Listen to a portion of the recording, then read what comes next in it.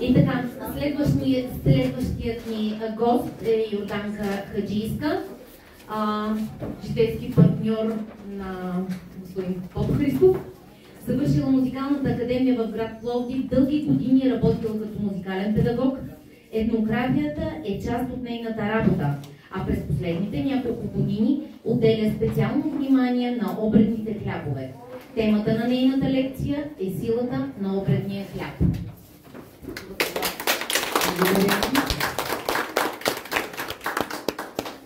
Мили хора, всички казаха, че преди мен, които говориха, лекторите, да, много е хубаво, че за първи път Здравей здраве се прави на село, но аз съм най-доволна от всички. По простата причина, че това, за което ще говоря, е свързано именно с селото.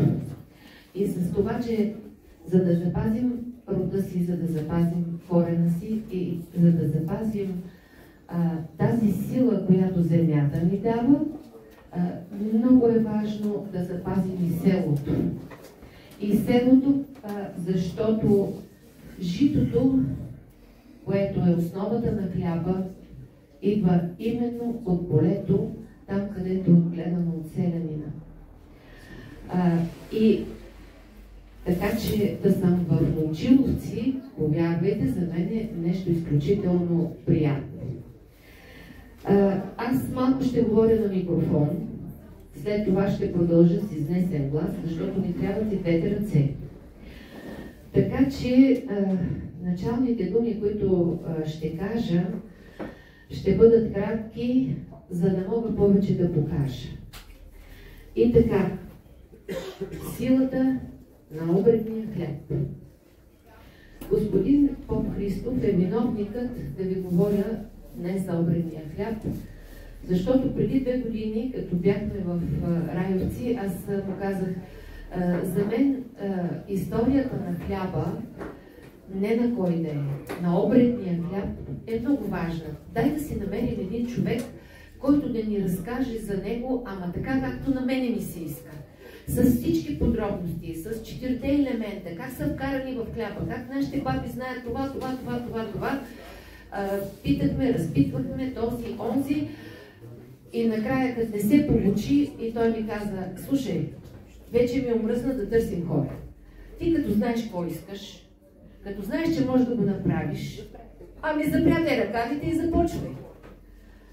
И в началото имах голямо притеснение, дали ще се справя с тази задача, защото тези от вас, които са били на Райовци, знаят, че хората, които идват там, са много.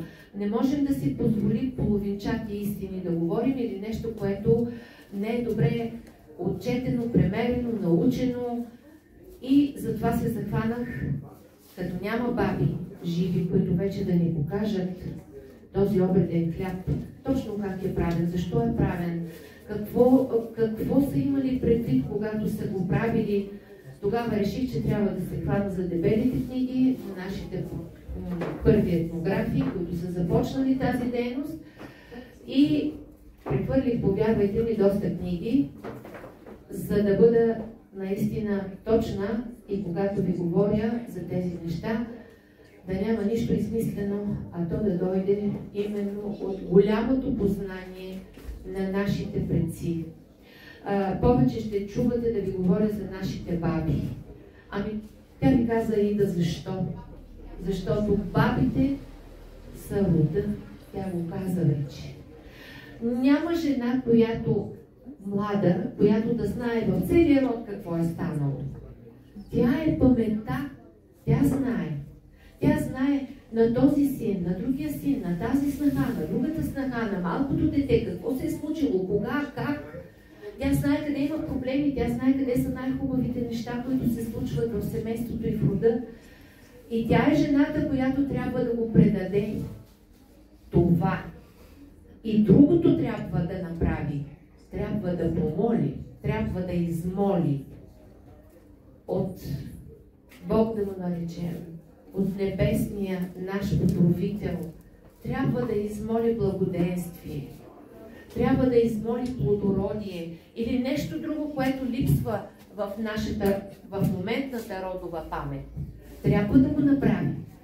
И най-добре ще го направи именно бабата. И тя е много важна на този ден, когато ще се прави обреден хляб. А сега ще ви говоря за това, как започва това свещенодействие. И че то не започва в деня на празника. Съвсем не, мили хора. Сега е много модерно да ядем хляб от лимец, от ръж, да замесим различни видове брашна, които знаем, че са по-здравословни. Но обредният хляб никога в миналото не е правен от друго жито, освен от най-доброто жито. Жито.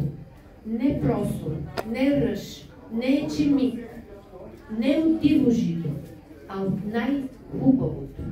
Защото на Бога се дарява най-доброто. И това е била практика не само в една област, в едно село. Опитах се, след като изчетох толкова дебели книги, да обобщя това, което е най-характерното за всички краища на България. Нещо, което навсякъде го има. Повярвайте, това е нещо изключително трудно, защото и Димитър Маринов, нашия първият етнолог, който се занимава и открива тайната на обредния хляб, той самия казва, в едно село 3 баби направиха обреден хляб за Великден по абсолютно различен начин. Защо? Ами аз ви казах преди малко защо. Защото когато тя казва своята молитва, когато нарича това, което иска да се случи в нейното семейство, няма как да е в същото на другия край на селото. Там бабата друг ще измоли, друг ще поиска и ще използва друга азбука. След малко ще стане въпроси за азбуката, защото нещо много интересно се случи тази година на Райовци. Когато стана въпрос за везмото, за българското везмо, когато стана въпрос за такането, тогава тези занаячи и майстори, които говориха, казаха, един наш професор етнолог преди 50-на години казал, че това е третата азбука. Ние знаем, че имаме 2. Глаголица и кирилица. Но той казва, не, ние имаме 3 азбуки. И третата азбука е везмото, което може да ти разкаже цяла приказка за едно семейство, за един род, за една жена, за едно семейство. Аз, мили хора, ще ви кажа, че имаме и 4-та азбука. И мога да ви го докажа. Защото пред вас съм наредила много символи, които са език, който разказва. Това е език, който ще измоли. Това е език, който ще иска от нашия Небесен Отец. И този език, това, което съм извадила, това е език, който се използва в абсолютно всички краища, където е имало българи.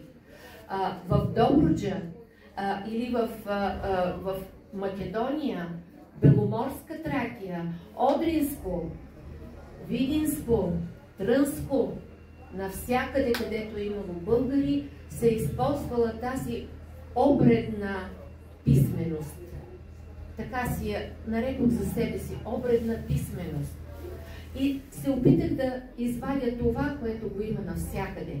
Защото, за съжаление, всеки един от вас ще говори, както е Аида поиска от вас да помислите за баба, за дядо, за рода, но вече много неща са загубени, за съжаление.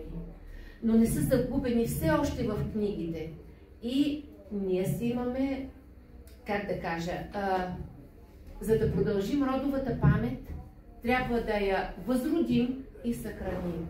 Така си мисля, че трябва да направим и се обръщам към всички баби, майки, които ще предават това знание на своите деца вкъщи. И сега, понеже искам да започна да говоря за магията на обредния хляб, само още няколко думи преди да си наквася ръцете с водичката.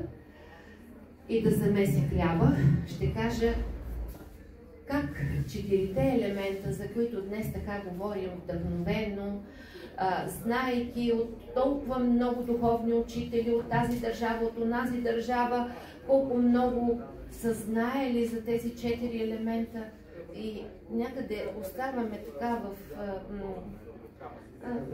ниското. Нашите баби, те прости женици, какво са знаели те? Ами знаели са такова, знаели са толкова много са знаели. Не сме открили ние топлата вода. Отдавна е била открита от древността от нашите баби. Ще ви покажа последния хляб, процитете ме, го забравя, как го видях в Сардиния, на остров Сардиния, от нордическата култура, която е хилядолетия преди новата ера. И го видях едно към едно и го разпознах сред хлябовете, които ни е оставил нашия етнограф Димитър Маринов от северо-западна България хляб. Той ми стана любим, още сега ще го покажа, макар че малко вече са компрометирани хлябовете, за което ще ми извините, много е топло и за съжаление се пукат. Това е хляба, който видях в Сардиния и който разпознах едно към едно.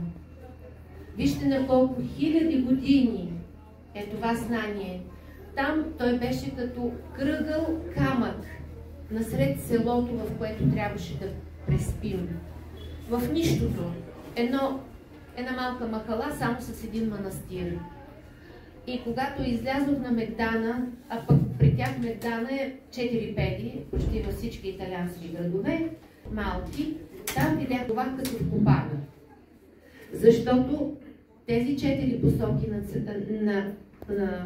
във всички посоки, 4-те посоки на света, с тези 4 елемента, които говорят за безкрайност, за кръста, който не говори за християнство, както сами разбирате, както и нашите баби го казват, ще го прочетете после тук на тези картончета, които съм написала, нашата писменост.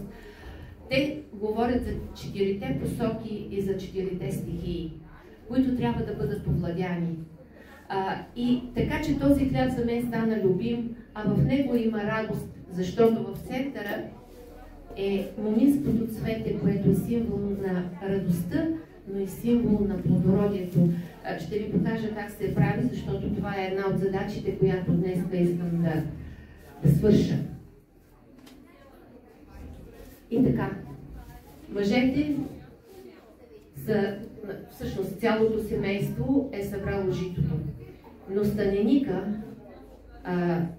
който води рода, той ще влезе в нивата, ще обходи цялата по 4-те краища и ще намери най-хубавото и едро жито. Това жито той ще го отдели и тези кръстци, искам сега да покажа точно този елемент, който присъства почти на всеки обреден хляб, ще ви ги показвам след това един по един. Мънички са ми, за да мога да ги пренасям лесно, са тези елементи, но какво виждате тук? Кръст виждате и язък на българите в същото време, не? Много прилича, нали така? Първата буква от глаголица. Не случайно, това е човека. Но тези кръстци, в случая са кръстци, така го казват и нашите баби, това са първите 2 снопа с най-хубавото жито, които се слагат на кръст. Те говорят за плодородие. Така се измолва, така се моли за плодородие. Те се слагат на кръст, за да го има във всички посоки това плодородие. На селото, на рода, на къщата. Мъжете ще обършеят житото, децата ще помагат върху камънята и това най-едрото първо жито не се смесва с другото. То се слага отделно в камбара. За него са изтъкани специално нови турби. Не се слагат в стара труба и в стар съд. Всичко трябва да е чисто и ново. Но преди това девойките ще го измият на реката, това жито. Ще го занесат, ще го измият през много сита. Ситата са били много по-големи, дървени сита. Ще го измият, ще го наредят на белите месали в хубав слънчев ден, когато е добре изсъхнало, за да не му плясат, ще го приберат отделно от цялото останало жито, от което семейството трябва да се храни всяка година. И тогава то може да смесва просо, което е било любима храна на българите. Нека да не забравяме и тази житна култура. Защото сега говорим само за вимец, но преди това българина е използвал изключително много като една от най-добрите житни храни просото. Там е еченика, там са всички останали житни култури. Но когато става въпрос за обреден хляб, мъжете ще извадят чувала със специалното жито, ще го отидат на мелница, ще го сменят и ще го донесат на бабата. И ще й кажат: внимавай да не го объркаш с другото. Ние сме точни в нещата. Ти си поискал от нас, ние сме го направили. И така, идва някакъв празник. Да, много от празниците вече са църковни, те са влезли в нашия християнски календар и взимам произволно един празник, да кажем Великден. Идва Великден и бабата ще стане много рано, преди изгрева. Ще облече най-новата си премяна. Но преди това ще се измие. Основно ще се измие и най-вече ръцете. После ще ви кажа какво друго измива. И това, което е в ума, трябва да е чисто.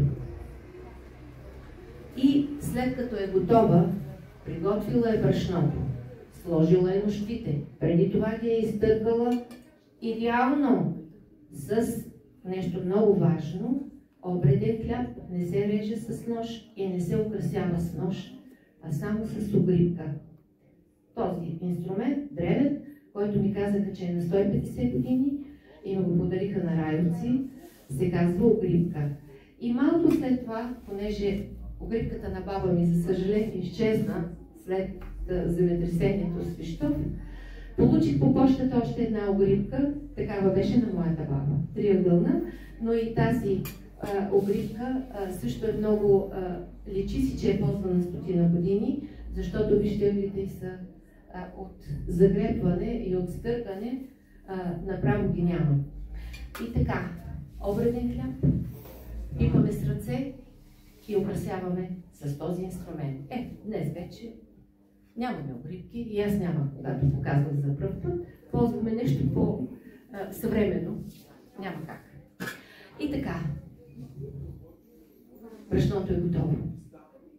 Бабата ще събуди млада мома или млада девойка от къщата и ще й каже: слушай, щерко, хващай менчето и отивай за вода.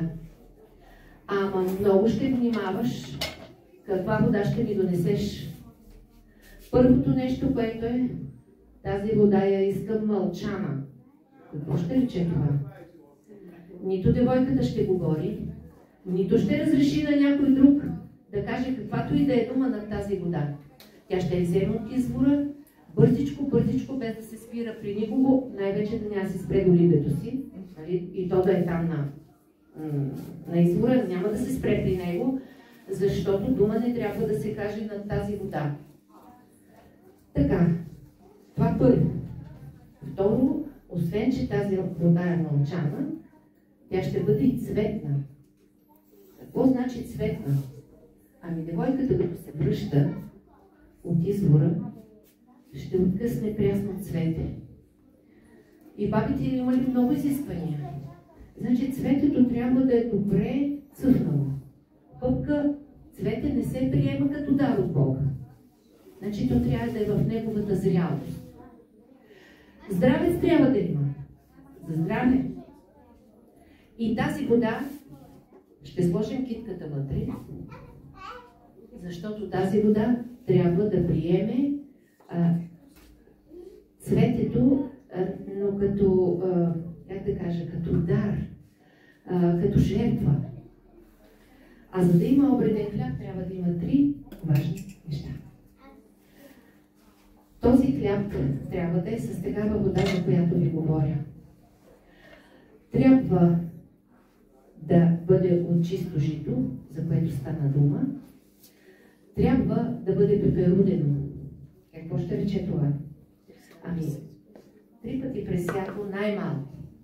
Докато се превърне, докато стане истински пеперудено, вижте каква красива дума са изнамерили нашите баби, то да трябва да стане въздушно. И до тук, мили хора, ви говорих за 3 елемента, както днеска ги наричаме. Ами, един елемент е земята, защото земята ни дава житото. И когато днеска дойдох, с нощи дойдохме, но тази сутрин отидох в музея на Момчиловци и видях колко много хора са загинали, бабите и дядовците на сегашните момчиловци, които са били доброволци в няколко войни. Ами те са се борили, не случайно са доброволци, те са се били за земята си хора, за хляба си, който ние днес въобще не почитаме, защото смятаме, че можем да го купим от всеки магазин и това няма абсолютно никакво значение. Дали ще ни докарат от Албания, дали ще ни докарат от някоя друга държава, тук балканска или от още по-далечна, все тая. Но за българина това не е било така. И затова свещеността на хляба е свързана именно с любовта към Отечеството. Другото нещо. Водата. Водата, която трябва да е ненапита, мълчана и цветна, за да стане магията на заместването на обредния хляб. Сега говорим за паметта на водата, как било открито от химиците и това, и това, и това. Ами нашите баби са го знаели от столетия, да не кажа от хилядолетия.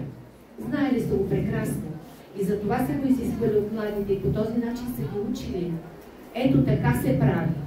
Следващия път, вие когато дойдете на моето място, ще го знаете. И какво пропускам? Да, въздухът. Въздухът, който влиза чрез пресяването на брашното, когато то става пеперудено. Така. И остана един елемент. Кой е той? Хляб без огън става ли, хора? А ако няма огън, има слънце. Ама то пак е огън. Символът отново е огън. Така че, ето ви ги 4 елемента. Да, обаче ние днес говорим и за 5. Кой е той? Етер. И духовността. Любовта. Всичко това духовно, което ще вложим в този толкова важен хляб. И сега аз започвам, ще извадя китката. От тук нататък ще говоря така. И така, мили хора. Един път ми се случи на Райовци да замесвам с небесна вода. Сега сме на сухо, но ще замесвам с цветна, защото такава вода имам. Освен това, за да вкараме тази духовност в обредния хляб, той трябва да е пят, трябва да се пее. И за всеки обряд е имало съответна обредна песен. 1, 2, 3, може да бъдат и много. Така че бабата, когато започва да замесва, си вика всичките внучки, младите моми в семейството, всички сядат около нея и започва тази магия на замесването на хляба.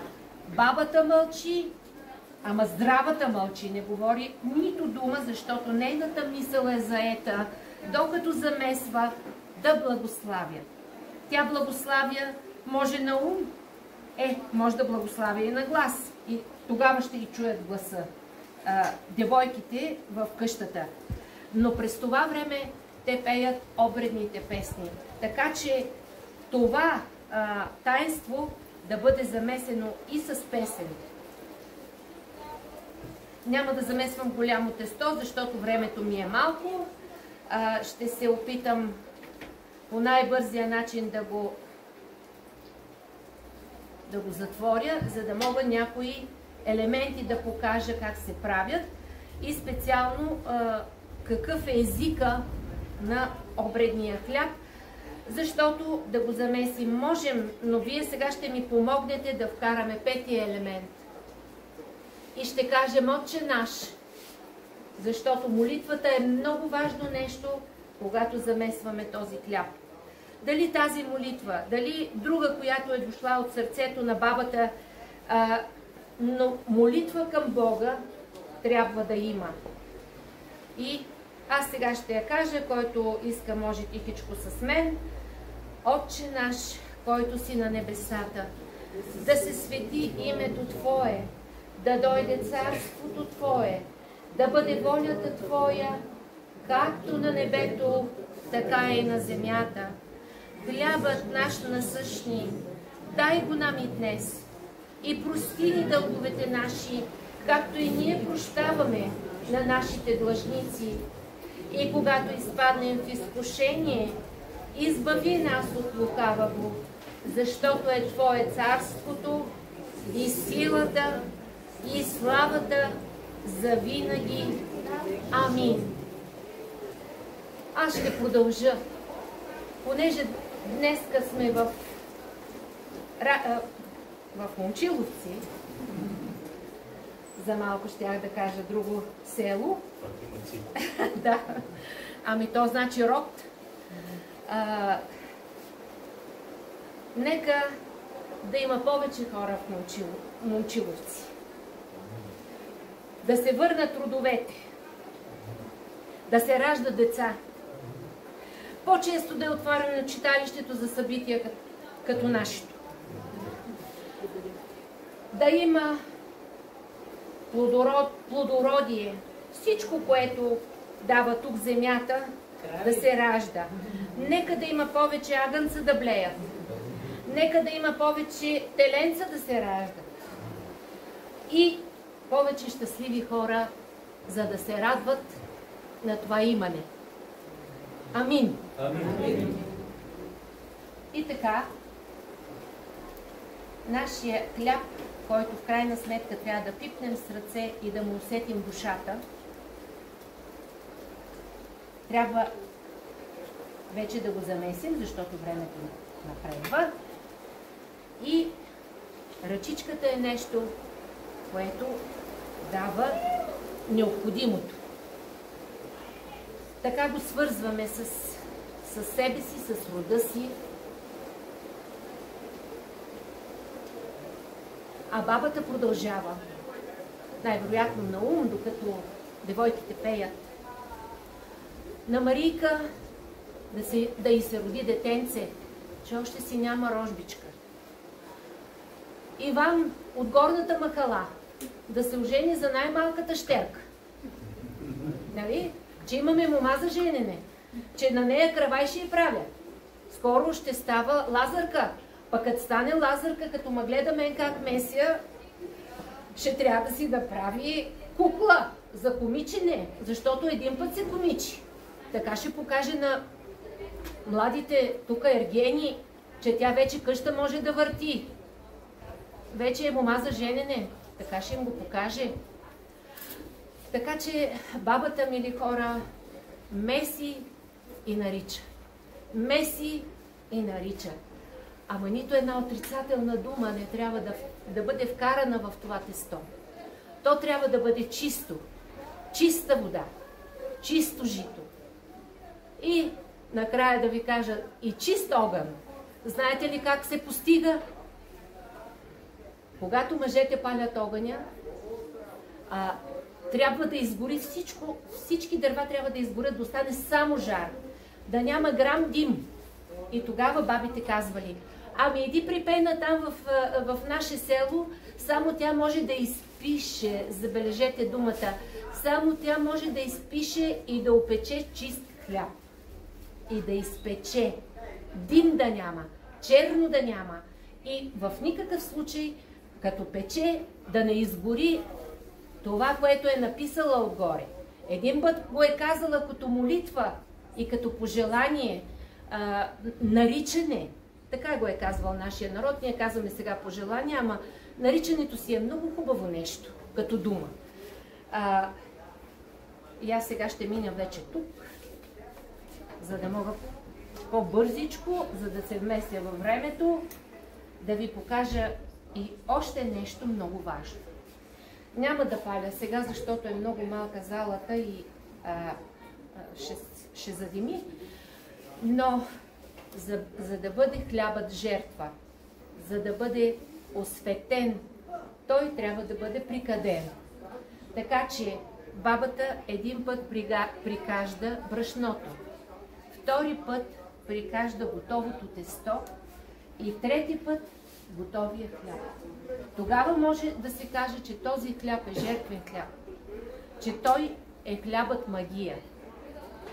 С какво е кадяла българката? Много късно тамяна влиза в България. Влиза чак в края на 17 век, когато започват да ходят хаджии по Божи гроб и тогава да носят първия тамян.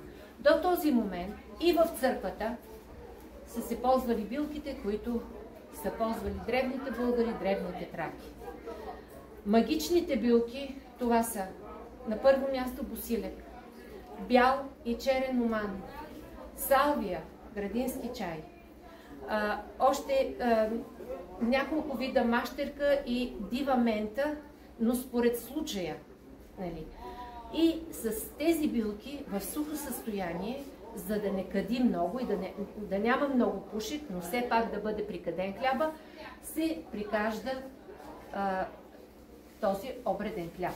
И сега, направили сме си тестото, ами бабите казват, ако искаш всекидневен хляб, до тук сме го направили. Ама той още не е обреден. Още не сме написали Бога да види, че потвърждаваме това, което сме поискали мислено или с думи. А трябва да го напишем. Как го пишем? Ами сега ще ви покажа. Тук слагам другия кръг.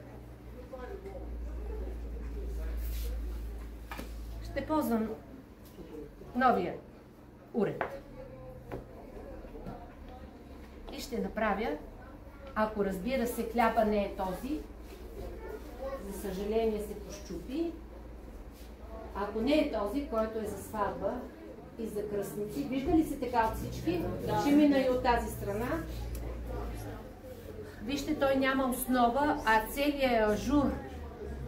Това е сватбен хляб, който се дава на кръстница и от северо-западна България. Малко съм пристрастна, защото съм севернячка към тези хлябове, които са изключително красиви. Имаше още няколко, които в Райовци пострадаха, просто се счупиха. Но има и хлябове, като този, който ви показах одеве. Сега ще покажа друг, който има основа. Ето, вдигам го, макар и поразчупен и позалепен. Той говори най-напред за безкрайност с този цвят или гюл, който ще ви покажа после. Този елемент обикновено е в центъра или е разпределен в 5 краища на питката. Може да е и на 3, сега ще ви покажа и другите варианти. Но сами разбирате, че когато има спирала, това е знак за безкрайност. Значи искаме безкрайно много моминска радост и щастие в този дом. Обикновено това е била питка месена за някоя мома, която ще се годява. Окей, благодаря. Така, сега. Ето друг елемент. Този също се нарича моминска градинка, но ще покажа как се прави. Малко по-различен е. Това не е проста спирала, а спирала, която е превърната в цвете. И затова се нарича моминско цвете или гюл. Най-интересното, че това е единственият знак, който в цяла България се нарича така. Използвана от бабите по всички краища, където е имало българи. И разбира се, пилето, виждате го, ще ви покажа най-различни пилета. Според умението на майсторката, пилето означава нов живот. Или го искам, защото още го няма, или вече къщата има малко дете и това е благодарност за това, че е дошло друго човешко същество, е вече в нашия род.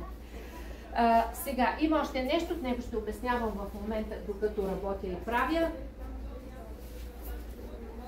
И така. Най-напред трябва да разстела хляба, защото още умувам какво точно да направя. И понеже старозагорчани днеска ни провокираха, не я виждам Борянка. Да, тук е. Така, Борянки, днеска, нали, това ти казвах, че вие ме провокирате и ще направя един хляб, който е с кръг и квадрат. Ами аз така го казах. Точно. И сега ще направя едно продължение. Добре. Ето.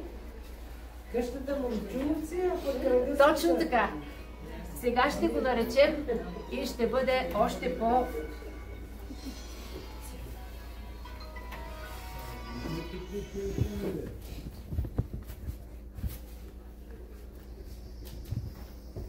Така.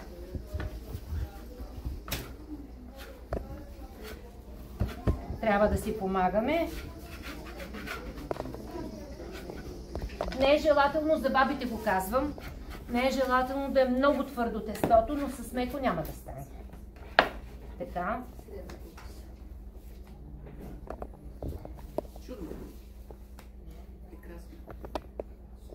Така, разтяга се. И сега. Ще си го доразтегна, за да се види после по-добре.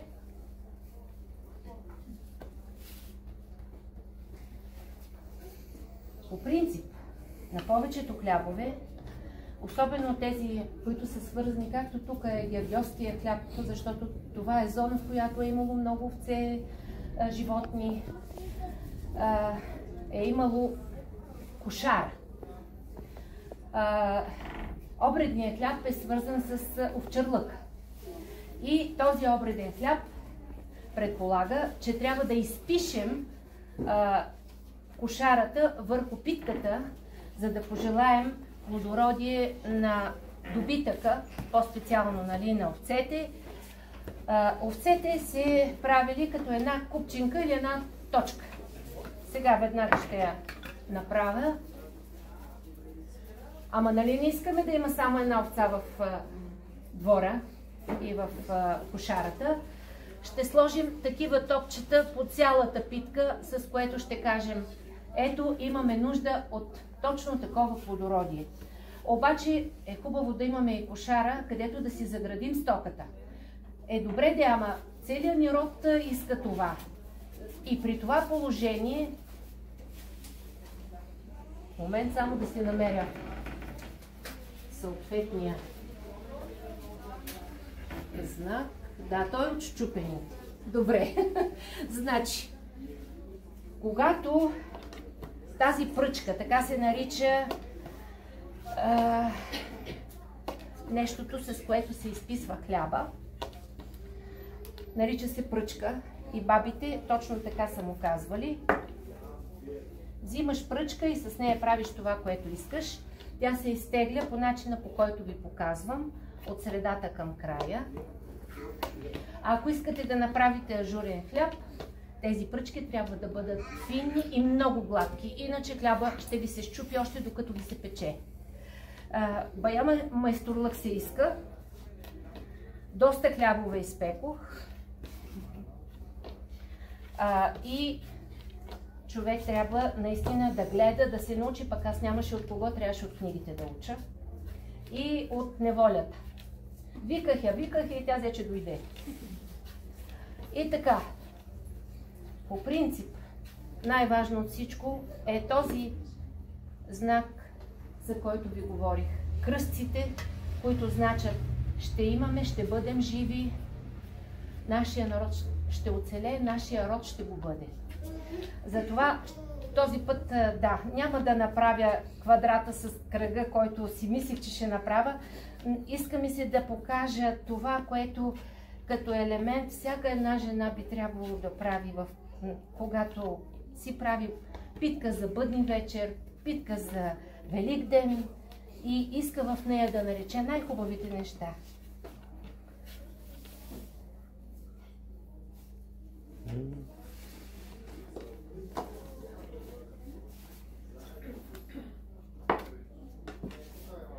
Гледам горе-долу да е еднакво, защото ще направя този кръст, който казахме, че е най-важен от всичко.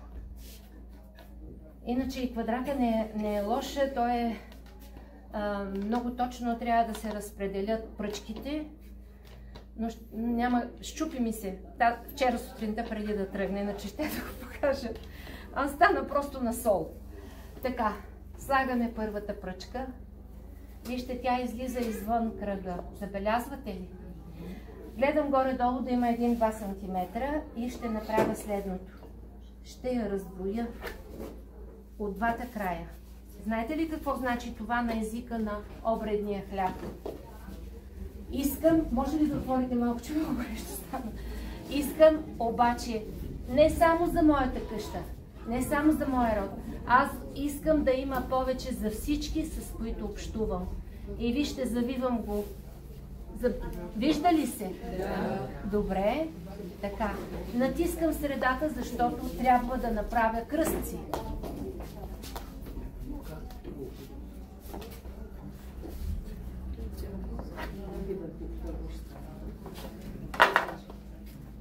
Ето.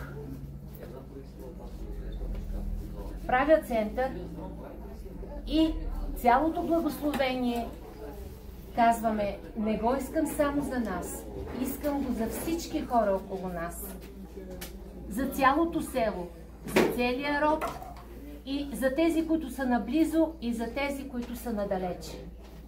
Ето виждате. Направи го както ето това нещо в тази питка,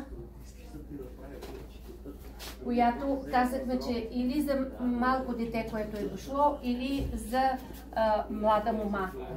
И сега искам да покажа на бабите как се прави този елемент, който е изключително важен и присъства почти на всички обредни хлябове, този гю или цветна китка, която да даде радост на всички.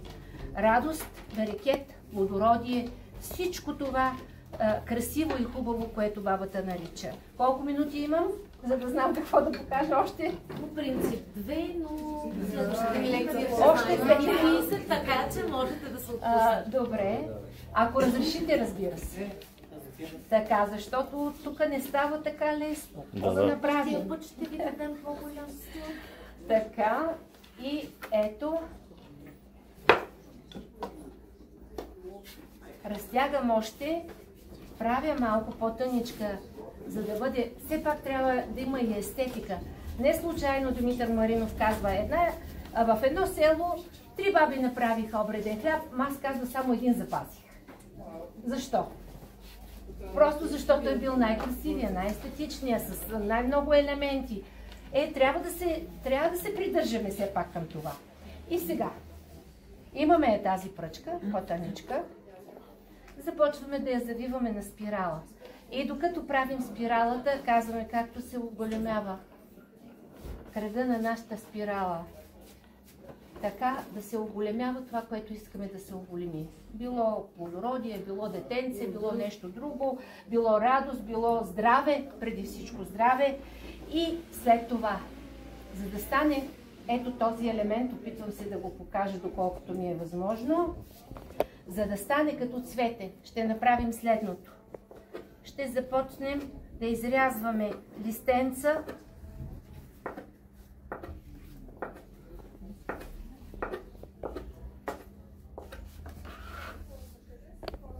Опитвам се да го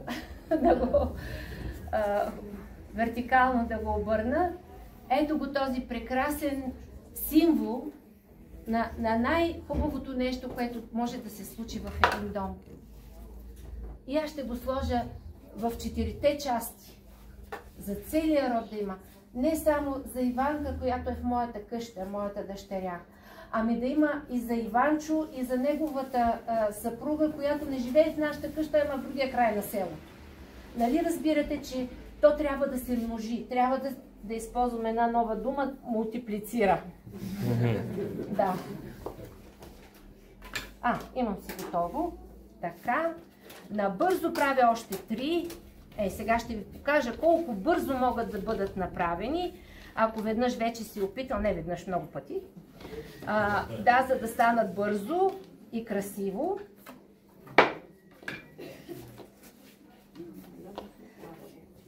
И продължаваме да наричаме и правим това красиво цвете. Аз искам да попитам, слага ли сега е момента. Вас в тестото? Извинявайте, че не започнах с това, но всички обредни хлябове, с изключение на тези, които са за сипаница при децата и за смърт, всички са квасени хлябове. Всички. Бързите хлябове са тези при раждане и при смърт. Сами разбирате защо. Там няма подготовка. Там няма време да чакаш кваса да ти набухне, правиш веднага един хляб за човека, който си тръгва, за да не бъде гладен по пътя към отвъдното. Когато се ражда дете, по най-бързия начин трябва да помогнеш на майката да захрани тази нова душа, тя самата да се захрани с този хляб, като той се маже с мед, да е сладък живота на детето и на майката, и първата хапка се дава на нея, а останалото се раздава на близки, познати, най-вече на комшии, защото трябва много бързо, още като е започнала родилката да ражда, този хляб трябва да се изяде, за да може да й се помогне.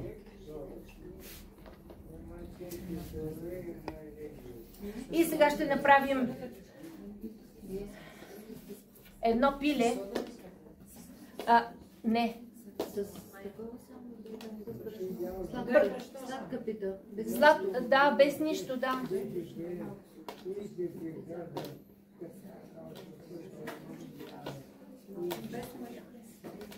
Сега в днешно време слагаме мая, защото е по-лесно от кваса, нали? Кваса трябва да чакаме 48 часа и така нататък. Трябва да го приготвим отдалече, а пък маята ни позволява за 2 часа да сме готови с набухналия хляб. Не, че е толкова полезна. В нашето забързано време ни е позволено и с мая. Да. И така, правя едно от най-обичаните пилета от нашите баби. Просто се прави възелче, отрязва се опашката. Ако е лястовичка и си го мислим като такава, разполовяваме опашката, изтегляме я, оформяме главичката, слагаме черен пипер за очички, които аз в момента нямам, и нашето пиле е готово. Ето. Така. И го слагаме на питката. Но всички пити имат център. Показвам сега тези, които не успях да покажа, че времето е малко. Ето вижте тук за новородено дете. Само че ето така трябва да се гледа. Преди малко ви казах за кошарата. Много важен елемент, когато вие го правите. Може да не е за кошара, може да е за всяко друго нещо, което сте решили да наречете. Когато искате това наричане да остане вътре в семейството, затваряте всички кръгове, които правите. Мисля, че тук имам един такъв хляб, който може нагледно да го покаже. Ето го. Така. Вижте, тук има 3 кръга. Един е с безкрайност спирали. Имаме тук един, който значи небе. Това е хляб, който се дава за Великден, но ще ми падне яйцето, за да мога да ви покажа. Така, и тук имаме още един кръг. Всичко това е молитва към Бога. Обаче вижте, последния кръг почти е затворен, но краищата му са отворени, както тук го направихме. Това значи, мисля за семейството си, нали? Нека всичкото това благословение да остане у дома, ама все пак да отворим, нали, че може нов човек да дойде. Я снаха, я зет, я детенце, ще отворим малко, нали. Така, а пък другото, което ви показвах, ето го тук, Това са спирали, които са в същата посока, за която говорихме и която е много важна, но когато събирате двама души, когато пожеланието е тези двама души да имат прекрасен живот, вие ще го направите, ще оплетете плетеница, като наричате за двамата нещо. Нещото тук е цвят и гюл, но има и пиленце. Какво е пожелала тази баба? То е повече от ясно. Когато знаете символите, ще можете да разчитате и хлябовете. Обаче забележете, вижте колко е отворено. Значи единия кръг е в дома да има всичкото това благословение. Обаче втория кръг, който сме направили, той е отворен и той е за благословение и извън семейството. Не мислим само за нашия род. Мислим за повече хора около нас, които обичаме. И за това го добавяме към този свещен хляб. Сега, набързичко само 2-3 минути отнемам, който иска може да излезе. Аз само ще обясня какво значи тази писменост, само че не знам откъде да мина, може би от тук. Така, домовито си прочута къща. Това значи всички ние сме вплели нашия живот и живеем прекрасно в нашия дом. Това може да се сложи отгоре върху питата, макар да има и друга украса. Говорим просто за езика на писания хляб. Венец обикновено е бил слаган в центъра на хляба и той означава пролет, радост, ново раждане. И той е нарязан, вижте, както отвънка, така и отвътре. Един много важен елемент, този, който ви показах на първия хляб. Небе. Ние молим от небето. От небето идва дъжд, от небето идва слънце, без тях не можем да живеем, но измолваме в същото време тези 4 стихии да не се превърнат в стихия. Дъжда да не се превърне в градушка, пожари да не изпепелят реколтата и така нататък. Това винаги е слагано, когато се очаква добра родитба и плодородие да го има в центъра на хляба. Гумното, това не го търсих отдел. Това, което ви показах на хлябовете. Направила съм го като малък елемент, но той може да обхваща целия хляб. Това значи, имам достатъчно, Господ ми даде, роди се, но щом отварям навън кръга, значи имам и за друг гладен, който ще дойде на моята трапеза. Двама души, които се обичат. Ето как се отбелязва това. С две дъги, които са обърнати една към друга. Любов, разбирателство в дома. Искаме от Бога, молим го, да имаме плодородие и от всички посоки то да не бъде осигурено. Виждате, това е свастика, познавате я всички, само че е за обедни. Предполагам, че това всички ще го познаете. Това е жизния клас, който може да сложите върху цялата пита. Показва го в Райовци, децата направиха прекрасни класове, веднага схванаха как става цялата тази магия и направиха цяла китка житни класове. И вече, ако майсторицата е добра майсторица, може, когато иска внуче, когато иска внучка, да направи съответното пиленце, такова, каквото си го представя. Така, може да бъде и такова, макар че мъничко съм го направила с едно парченце тесто, което не остана. Може да бъде и такова. Пиленцето може да бъде и такова. Така, и моята снаха, понеже направих 7 такива, това са най-първичните. Някои ми казват пилета, за мен са ангели. Така, бабите са го казвали пиленце, обаче за мен това си е жив ангел и понеже моята внучка се роди и сложих 7 такива пиленца, моята снаха каза, какви пиленца? Това са 7 ангела, значи 7 ангела ще я закрилят. Така че с 7 ангела може да си направите питка за новородено бебе. И това е, мили хора, няма повече време. Браво!